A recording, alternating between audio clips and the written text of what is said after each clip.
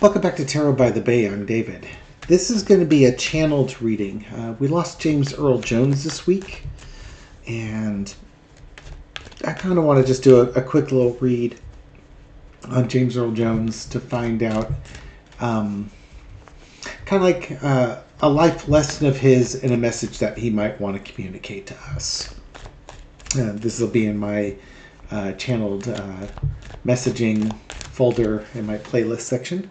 If you do like this video and you find it interesting, you can check out that playlist and see other folks I've done this for. Okay, so James Earl Jones. Let me look him up here and give you a bit of a background. Just pulling up Wikipedia really quick here. He was born in Arcabutla in Mississippi. He had a stutter since childhood, and he had said that poetry and acting helped him overcome those challenges with his stuttering.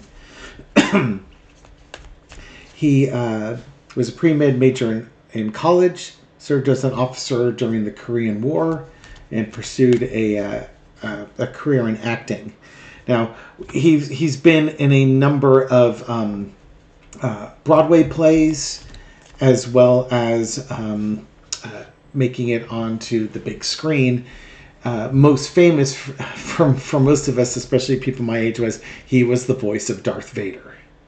He was also in Conan the Barbarian. He was in Driving Miss Daisy. Oh, sorry, that was a Broadway hit here. He was in The Hunt for Red October. He was in Coming to America. Young folks younger than me might remember him in The Sandlot. He was the voice of King Mustafa in The Lion King, amongst other. He also was in Roots, Jesus of Nazareth, Picket Fences, etc. He had those were his television roles. Very, very accomplished actor. I remember him back on Sesame Street. He scared me because he would make big eyes. He had this Cheshire Cat smile occasionally, and that booming voice. But yeah, I think most of us know him from that incredible vocal tones that he provided to Darth Vader. If you look it up, you can find YouTube's videos of David Prowse actually talking the lines. There's actually a couple of things interesting you'll find on Star Wars and YouTube. Just as a quick aside here. Sorry, James. David Prowse's voice, very English, very tinny. And he kind of sounds, honestly, he sounds like Rick Moranis when Rick Moranis played Dark Helmet in Spaceballs. It's something similar to that. Additionally, if you look it up, you can find the actor that played Chewbacca speaking his lines. So there's a scene where Obi-Wan Kenobi's telling him to do something, and in the movie, Chewbacca's like, "Arr!" And Han Solo looks at him and says, "You said it, Chewie." If you actually see the film of the scene as they were filming it, before it's gone through any editing, the actor that's playing Chewbacca says, "That old man is crazy." And then Han Solo reacts to that line by saying, "You said it, Chewie." So it's funny how the magic of Hollywood is. You could overdub James Earl Jones's voice over David Prowse and make Darth Vader just take him to the next level of menacing villains.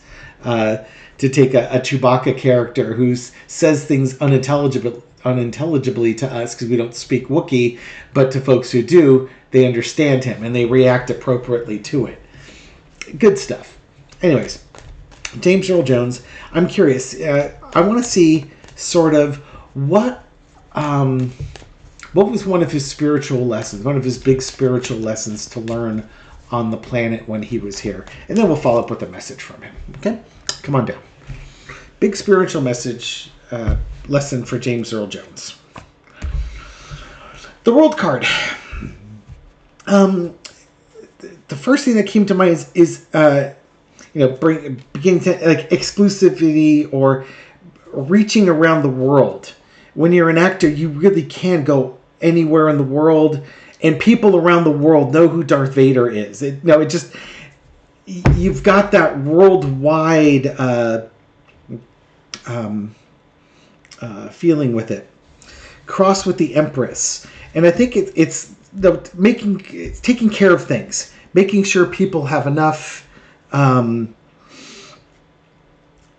just two really big picture things.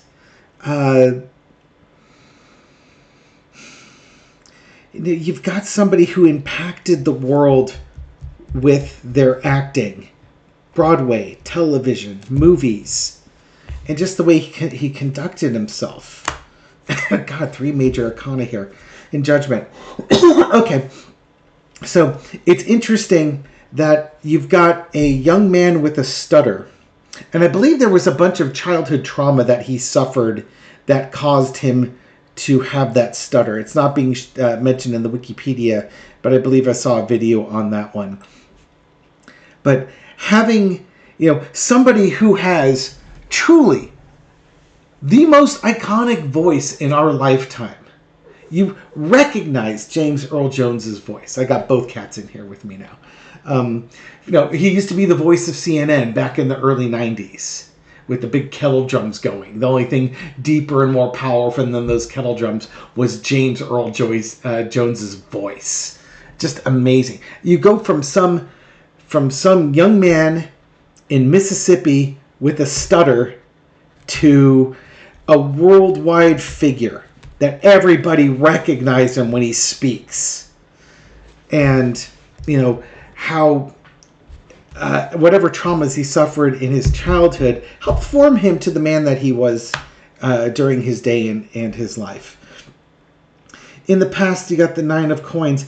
He came from a family that had no money. And just he did all this on his own, as it were. And built up a good life. He was married twice, has a son. He did a guest spot on Big Bang Theory and could have fun with making fun of Star Wars. Instead of being typecast, he leaned into it to leverage his messaging across the world. If you haven't seen that one, look that one up too. They played Doorbell Ditch with Carrie Fisher. Funny story, he had never met Carrie Fisher in real life. On the set was the first time that James Earl Jones and Carrie Fisher ever met, because James Earl Jones was in a sound booth after the movie was done. So the two never met. And Carrie Fisher, apparently, upon seeing James Earl Jones for the first time, threw her arms wide and said, "Dad!" Because Darth Vader was Princess Leia's father in the movie. Sometimes life does not, for our Cup's current situation, sometimes life just doesn't offer you what you want. You have to be sometimes picky with the roles, your choices that you make, especially if you want to make an impact. He was prolific in his presentations, but I'm sure he could have done a lot more that he probably said no to. And in some ways you want to do that because you don't want to... There's an art to doing just enough voice work. You can imagine everybody and their uncle wants James Earl Jones to voice their car ads, their beer ads, their pizza place ads, or something like that. You just got to be judicious with it, because you don't want to get people tired of your brand. Overarching energy is the Ten of Coins. I suspect, I suspect he was very good with his family, and I suspect he was also very generous, charitable. He's also, even if we go past the money part, there's a legacy here. James Earl Jones will be remembered for a long time. As long as people watch Star Wars, they're going to know who James Earl Jones is, more than anything else. It's kind of funny, isn't it? He does Shakespeare, which has been around for hundreds of years, on Broadway. He's done other shows and such, but it's going to be the part he never showed his face, just his voice in Star Wars. That'll probably be his biggest lasting legacy in pop culture. His lasting legacy is going to be his son and what his son does. Lesson we learn is the King of Pentacles. Again, it's in some ways it's counting your blessings and taking your opportunities as they come. And he did a fantastic job with meeting those opportunities and taking him to victory. Well known to the point where some random guy wearing the Cat Father t-shirt in his office on a Sunday, a few days after he's passed, is offering a tribute tarot reading to his viewers, to the few thousand viewers that watch this. Praising his work and his lifetime achievements. Ripple effect, as it were.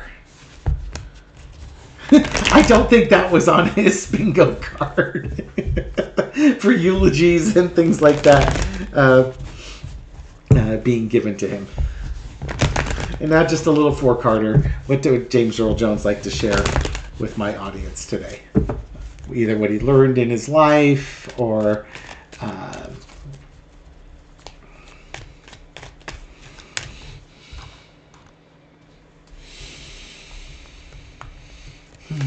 oh, that's right. His father was an actor. He was a boxer and an actor, but left the family shortly after James Earl Jones was born. Right. Okay. Let's see. What would James Earl Jones like to share? He did meet up with his father later, and they lived together, and they both were acting on Broadway. What to share? 8 of Wands. The power of communication. Oh, God. Of course. The power of communication.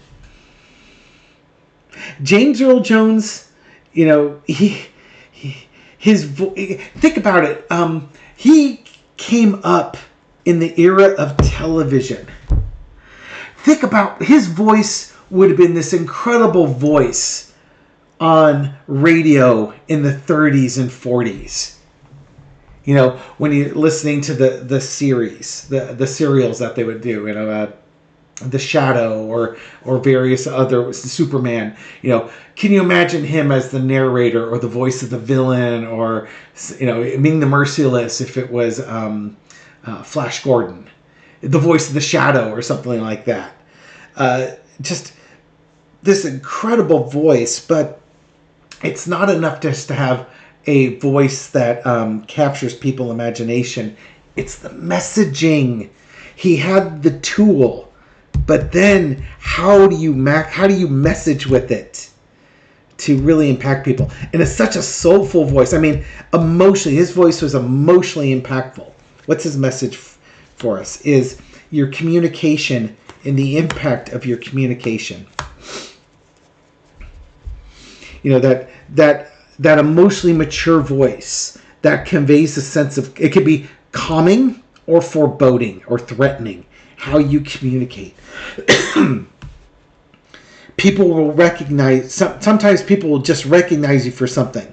The six of Wands could be leadership, could also, on the low energy, be recognition, but I'm not reading it as James Earl Jones was a low energy person.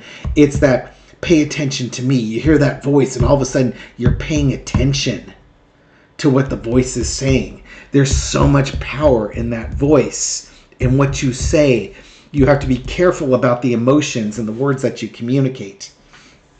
Again, if you use your voice for positivity, you come across as powerful, a leader of people. You can cause people to go on a new path. Use your voice for negativity, like a certain presidential candidate of ours, where there's emotional immaturity. You can put yourself in the position of being a dictator and send people or this country right off the path to oblivion. What a juxtaposition here. Two people whose voices, one, I don't want to really bring Trump into this, but think of that as the counterpoint to the message. He had a powerful voice. He had a powerful message. Can you use that powerful message to make this place, this earth, a better place? And he succeeded. I like it, and I'm going to leave it there. Thank you for watching this video. I hope you found it insightful. It is meant for entertainment purposes only, and I'll catch you on the next one. Take care.